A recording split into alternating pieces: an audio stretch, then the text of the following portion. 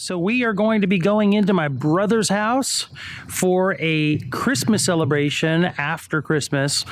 This is December 28th, and it's when everyone could get together here as a family. See you inside.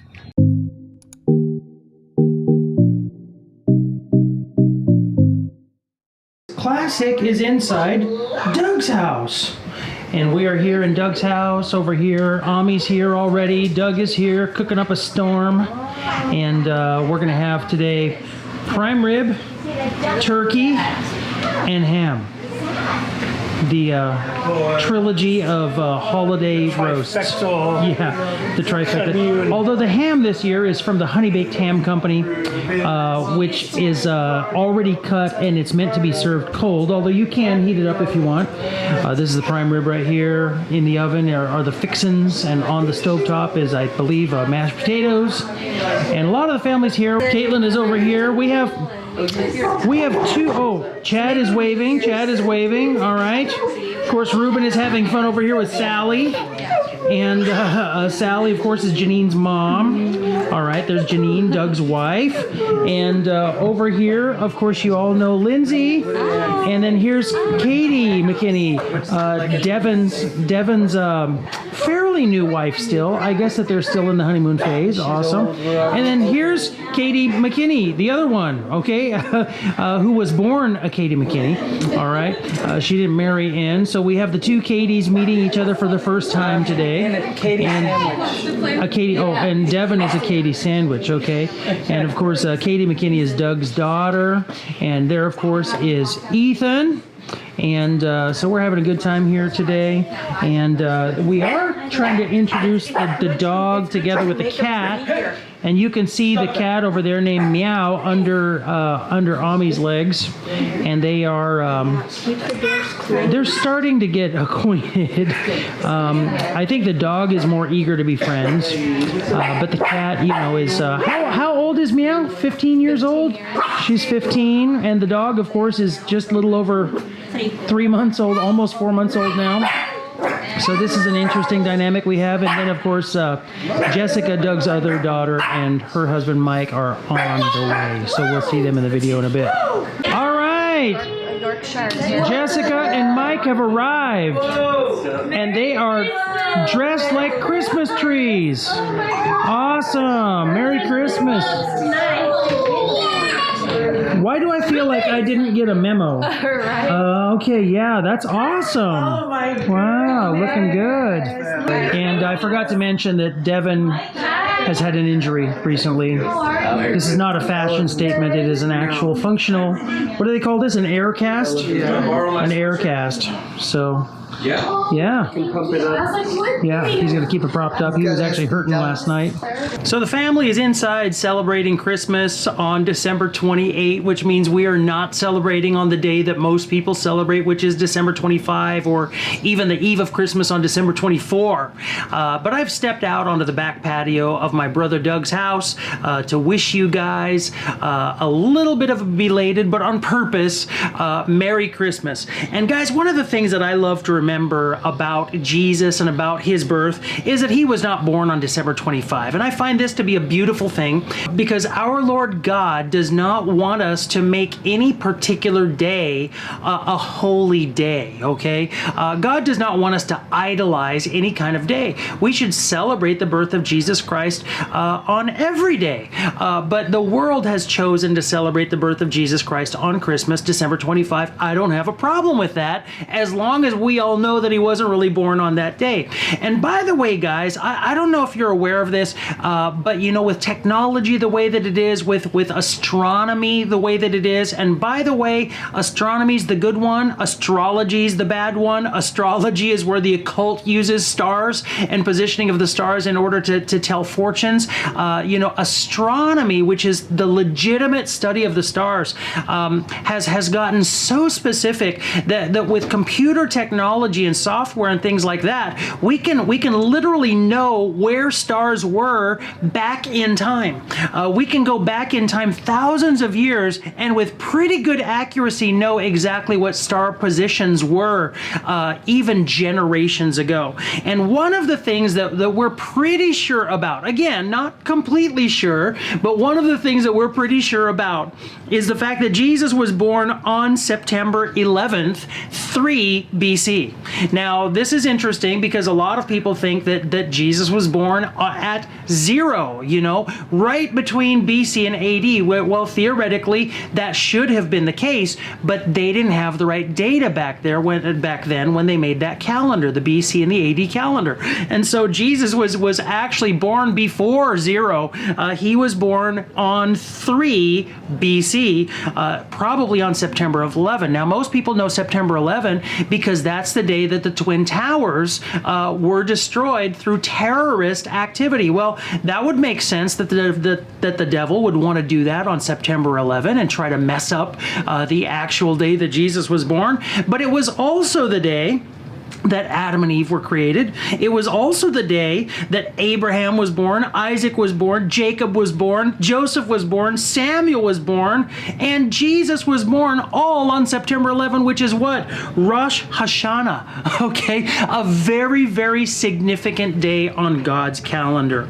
But what I want to focus on today is actual December 25. You know what, guys? At the end of 2 BC, which is about 15 months after the birth of Jesus Christ, there was a star, and the star is called Gad. In today's terminology, it is called Jupiter. It actually appeared at the ordinary time for its retrogression. What is retrogression? Planets are like traveling stars, okay? And what ended up happening is Jupiter came to a point where it stops. That's retrogression, and it actually circles, but it looks like it's standing still. And for 6 days, it looked like it was standing still as it was basically changing course. And it did that literally directly over Bethlehem. Okay, now regular people probably wouldn't have been able to tell that. People who were students of astronomy, as the Magi were, they would have been able to recognize that. So it was literally on December 25 at 2 BC, the day that many, many years later the Catholic Church would say, let's have Mass, Christ Mass or Christmas on December 25. God knew what he was doing, okay? It was on that day that the planet, Jupiter, literally stopped in the middle of the constellation of Bethula the Virgin. There's a constellation which looks like a virgin, and you can still see it today. And that star, that star Jupiter, that star Gad, the planet, it actually stopped in the middle of Bethula the Virgin, right where her abdomen would be, where a woman carries a baby during pregnancy. What a sign that was. It wasn't just a star like that showed up literally, inside of our atmosphere over the house where Jesus was. It was literally up in the sky.